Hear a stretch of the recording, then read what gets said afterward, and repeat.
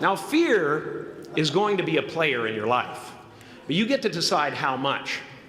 You can spend your whole life imagining ghosts, worrying about the pathway to the future, but all there will ever be is what's happening here, and the decisions we make in this moment, which are based in either love or fear. So many of us choose our path out of fear disguised as practicality. What we really want seems impossibly out of reach and ridiculous to expect, so we never dare to ask the universe for it. I'm saying I'm the proof that you can ask the universe for it. Please.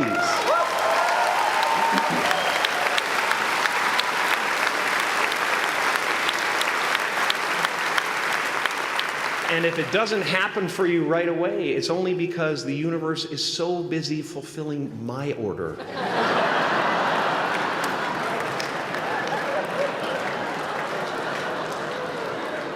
Party size! My father could have been a great comedian, but he didn't believe that that was possible for him. And so he made a conservative choice. Instead, he got a safe job as an accountant. And when I was 12 years old, he was let go from that safe job. And our family had to do whatever we could to survive. I learned many great lessons from my father, not the least of which was that you can fail at what you don't want. So you might as well take a chance on doing what you love.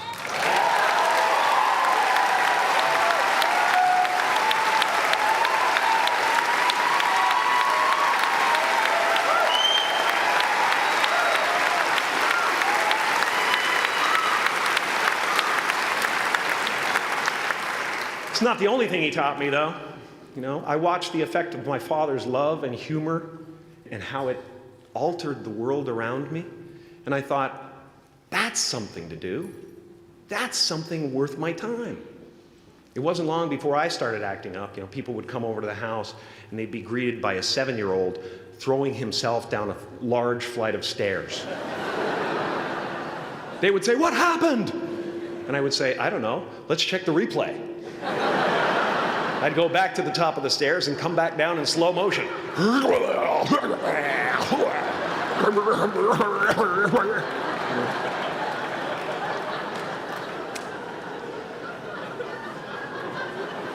It was a very strange household. My father used to brag that I wasn't a ham, I was the whole pig. And he treated my talent as if it was his second chance. When I was about 28, after a decade as a professional comedian, I realized one night in LA that the purpose of my life had always been to free people from concern, just like my dad. And when I realized this, I dubbed my new devotion the Church of Freedom from Concern. The Church of FFC.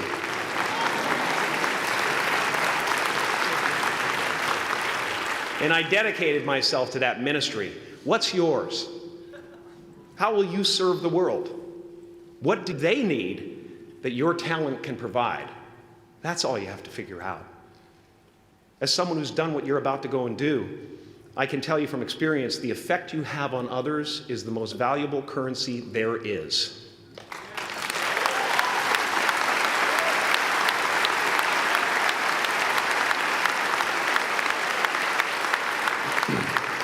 Because everything you gain in life will rot and fall apart, and all that will be left of you is what was in your heart.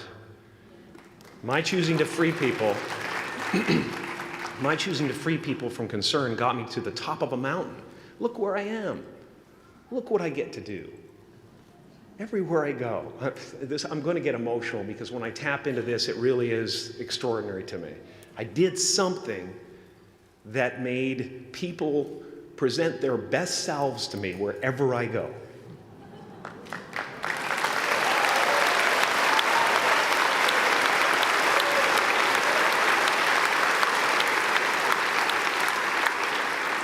I am at the top of the mountain, and I was, and the only one I hadn't freed was myself, and that's when my search for identity deepened. I wondered who I'd be without my fame. Who would I be if I said things that people didn't want to hear? Or if I defied their expectations of me? What if I showed up to the party without my Mardi Gras mask and refused to flash my breasts for a handful of beads? I'll give you a moment to wipe that image out of your mind. But you guys are so ahead of the game. You already know who you are. And that peace that we're after lies somewhere beyond personality, beyond the perception of others, beyond invention and disguise, even beyond effort itself. You can join the game, fight the wars, play with form all you want, but to find real peace, you have to let the armor go. Your need for acceptance can make you invisible in this world. Don't let anything stand in the way of the light that shines through this form. Risk being seen in all of your glory.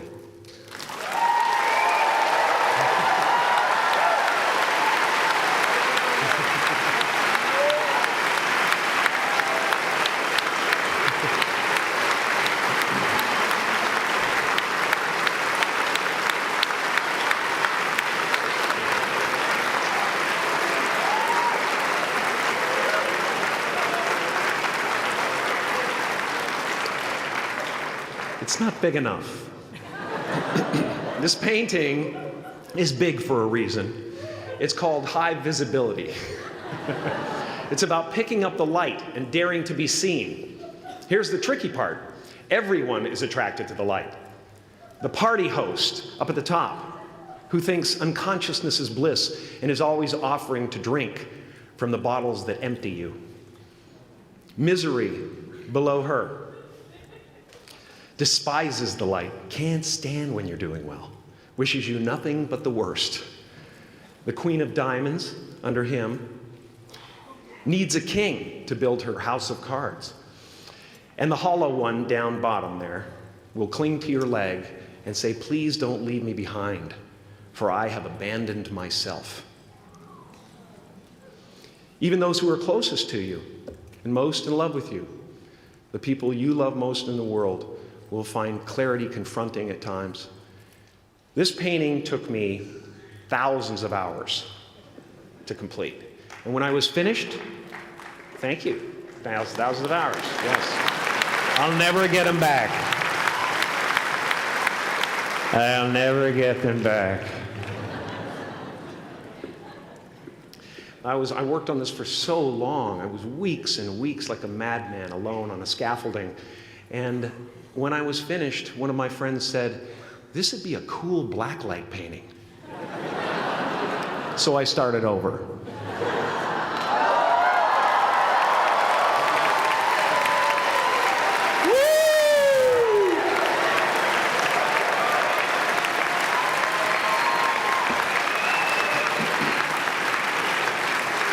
Welcome to Burning Man.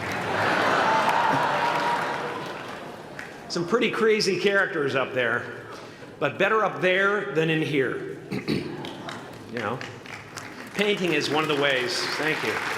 Painting is one of the ways I free myself from concern, a way to stop the world through total mental, spiritual, and physical involvement. But even with that comes a feeling of divine dissatisfaction, because ultimately, we're not the avatars we create. We're not the pictures on the film stock. We are the light that shines through.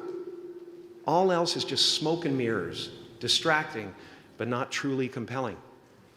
I've often said that I wished people could realize all their dreams and wealth and fame, and so that they could see that it's not where you're going to find your sense of completion. Like many of you, I was concerned about going out into the world and doing something bigger than myself, until someone smarter than myself made me realize that there is nothing bigger than myself.